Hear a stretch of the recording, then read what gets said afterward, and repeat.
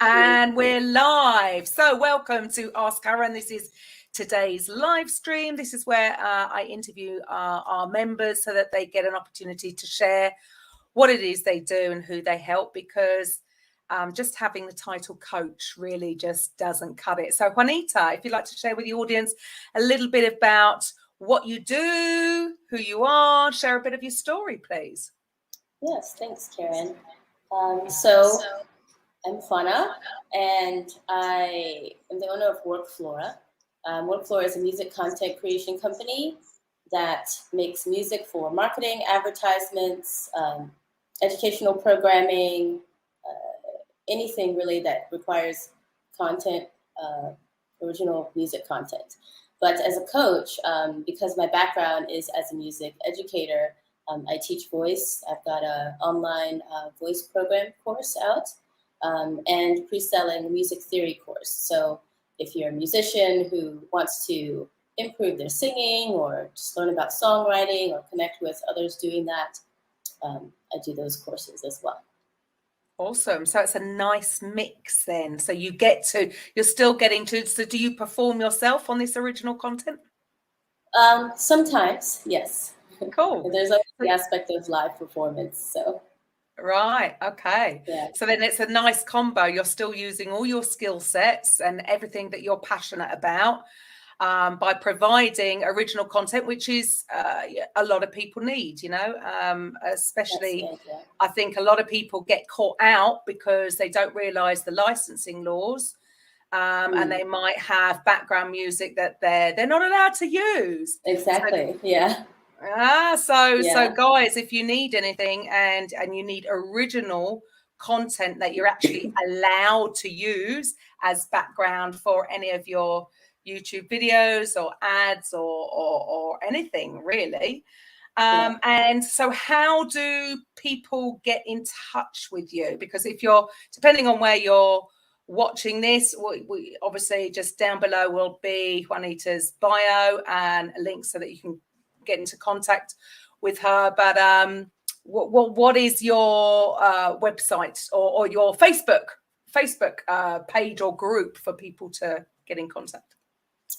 Well, I don't have a Facebook group, but I've got a link tree, and on the link tree there's an email and there's a LinkedIn link. So LinkedIn is probably the best way.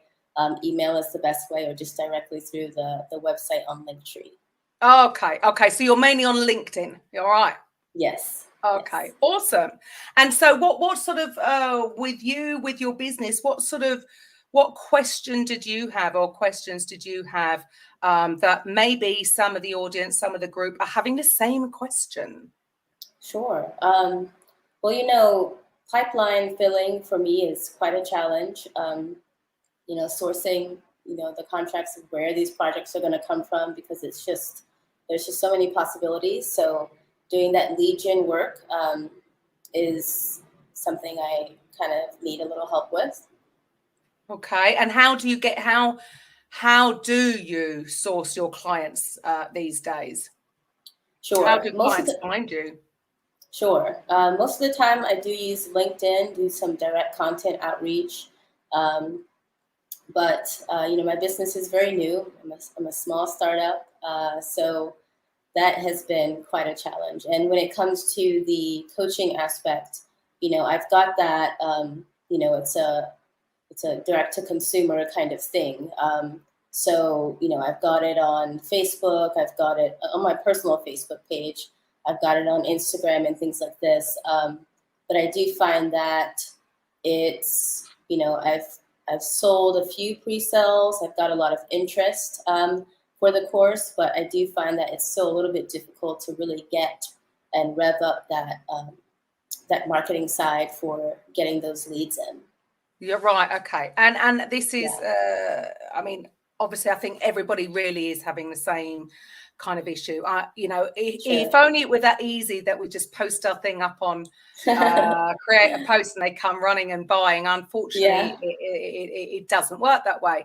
And especially, I suppose the issue is that when people initially start a business, whoever's on your friends and family and your personal profile, there might be a few that are actually interested in. So you might have success in the beginning. Sure. And then people get excited. And then, of course, crickets. Yeah. Nothing's happening. But you've got to remember, if you're posting on your personal profile, and look, a lot of my original, just friends and family on my original personal profile, they're not going to be interested in what I do. What I had to do is go out and grow my audience of my ideal customer, other coaches, etc. Because if you're not growing your audience every day when you go and post, why would anybody else be interested in what you're doing? Whereas, look, there's thousands of different ways of generating leads, but if you can either spend your money doing it or outsourcing it, but if you're starting from scratch and you want to do it for free, it's going to take time. There are only two ways of building a business: with your time or with your money. That really is it. So it's a case of, yes, you need to grow your audience every day of who you think is your target audience. That's step one. Secondly, obviously, you need to be providing good content on your Facebook profile, because when these new people come and check you out, it's obvious what you do. Right. Some people keep it. If they're in business, you want your personal profile to say specifically, because if these new people who aren't your friends, these are cold, this is your cold market, come and check you out, why would they look any further if all they're seeing are cat memes and family photos? It's got to be a clear picture of you. They need to know. It amazes me that there are coaches out there that don't have a picture for their profile pic. It's like, clear picture, very clear what it is you do. She does original music. It's going to spark their interest. They know what you do. Then through your content, you're putting yourself up as the expert in your arena. But it's rather than just buy my stuff, that's never going to work.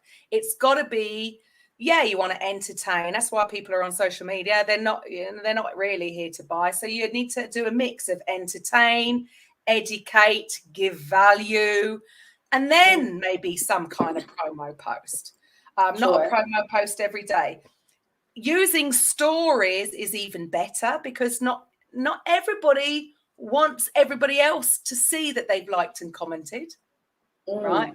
There is sometimes, some people like that privacy, whereas when you do stories, well, that's an action that somebody's taken to actually click on your little picture, your little circle, to see your story.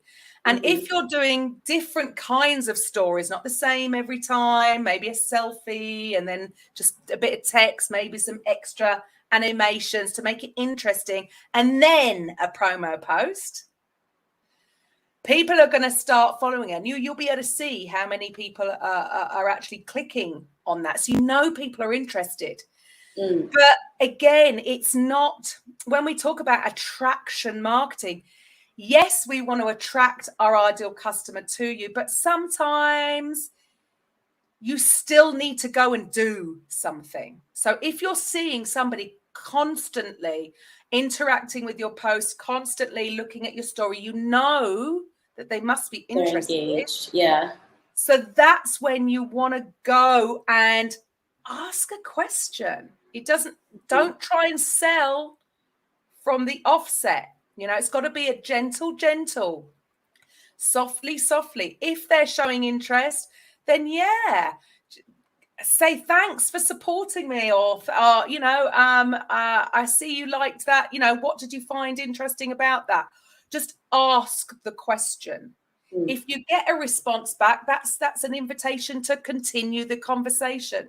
So attraction marketing is about building relationships. It's about building the know, like, and trust. So if these have come in cold, it's like you're warming them up. They've got to know that number one, that you know what you're doing. Number two, that they need to feel confident that you can deliver on what you're saying that you can deliver. Does that make sense? Yes, absolutely. So it is, there's got to be a to and fro. But if you don't have a way of, I know you can capture people's emails on your website, but it may be something that you can actually give in return to get their emails, because email address, something to give them first that that shows a little bit about what you do. I'm not really all for just giving free products away because people don't value it, but just to get them in, it's just something to offer them that is going to help build your list. Because you don't want to just build your lead gen, do your lead generation just on a social media platform. You have no control over it. They could change the rules tomorrow. Right. So it would be all about getting them onto your list so that then you can contact them outside of the social media. Does that help? Yeah, definitely. You want to own your audience for sure. Absolutely. Yeah. So thank you for that. And listeners, if you need some original content and get in touch, and I will be back on Thursday with Ask Karen. Bye for now.